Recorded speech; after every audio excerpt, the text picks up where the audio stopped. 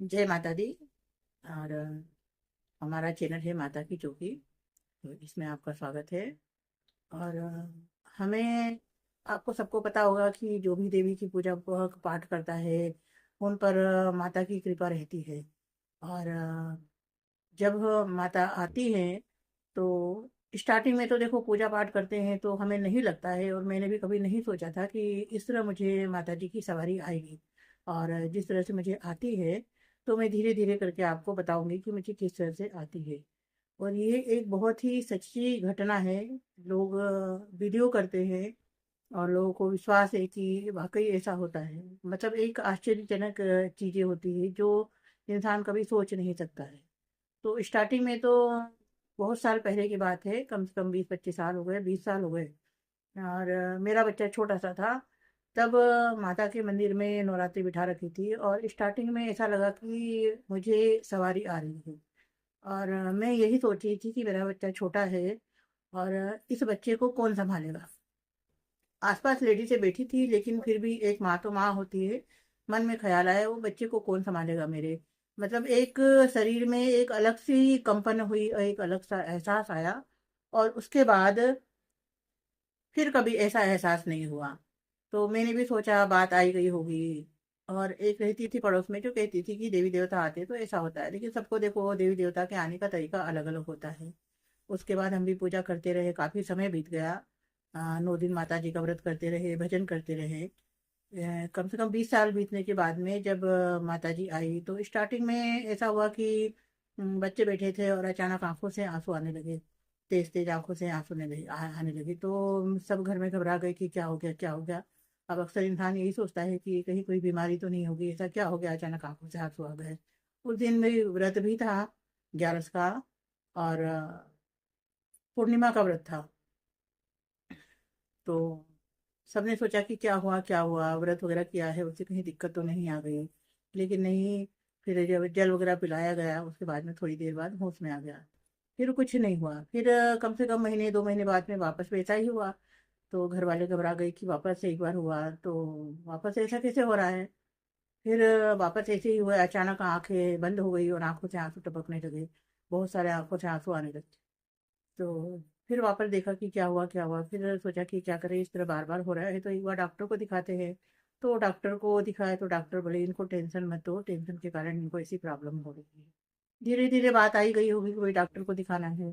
फिर ऐसे करते करते पूजा पाठ तो कर ही रहे थे, देखो मन में कोई मेल आया नहीं। भावना सच्ची थी। फिर माता जी ने सपने में बताया कि गेट पे 2 शेर खड़े हैं। वो किसी को आज तक तो मैंने बताया नहीं है, लेकिन ये यूट्यूब के माध्यम से बता रही हूँ कि गेट पे आज भी वो शेर अदृश्य रूप में मेरे गेट के आगे खड़े रहते हैं। इसी माता की कृपा है।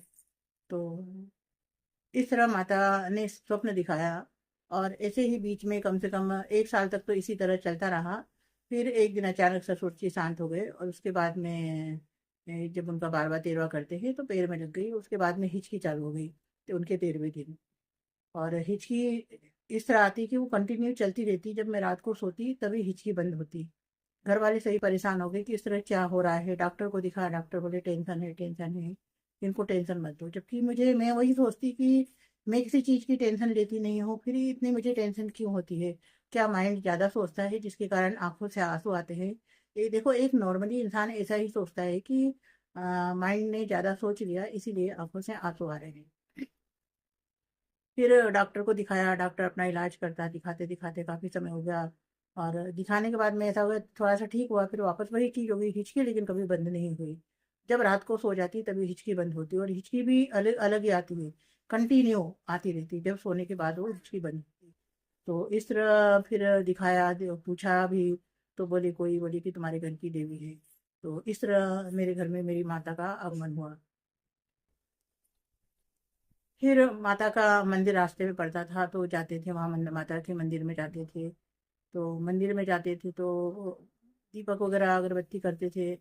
तो मैंने गौर किया कि वो माता मुझे ही देख रही हैं। फिर अंदर से डर लगता कि भाई मैंने ऐसा क्या किया है मुझे जो इतना डर लग रहा है। अगर कोई साथ में रहता तो डर कम हो जाता। और अगर मैं बीच में खड़ी रहती तो मुझे वहाँ माता जी घूरती। दूसरी साइड जाती तो माता जी घूरती, अगर कहीं भी देखती तो माता जी ऐसा लगता मुझे घूर रही है। मन में आता मैंने तो ऐसा कुछ किया ही नहीं कि माता जी मुझे क्यों घूर रही है। देवी देवता का इस तरह घूरना समझ में नहीं आया। मैंने कहा हो सके कहीं कोई गलती हो गई हो, देवी देवता हैं देखो। फिर भी अपन पूजा पाठ करते हैं तो प्रार्थना करते हैं माता जी से कि माता जी ऐसा क्या हुआ। लेकिन माइंड में कभी सोचा नहीं कि किसी से बोले ना। तो देखो देवी देवता नहीं बोलने देते जब तक कोई बोल नहीं सकता है। वो चाहती हैं कि बोले तभी वो इंसान बोल सकता है, ऐसे नहीं बोल सकता। इस तरह धीरे धीरे करके किसी बच्चे को लेकर जाती तो भी मतलब वो डर खत्म हो जाता। कि जाती तो पूजा पाठ करती, मतलब वो दो आंखें मेरे को घूरती रहती। मैं सोचती ऐसा क्यों होता है कि माता जी मुझे घूर रही हैं। कोई भी देवी देवता इस तरह नहीं घूरते। अगर कोई इंसान गलती करता है तो घूरते ना। फिर अगर अकेली जाती तो भी माता जी घूरती, फिर डर लगता। किसी को कहा नहीं मैंने।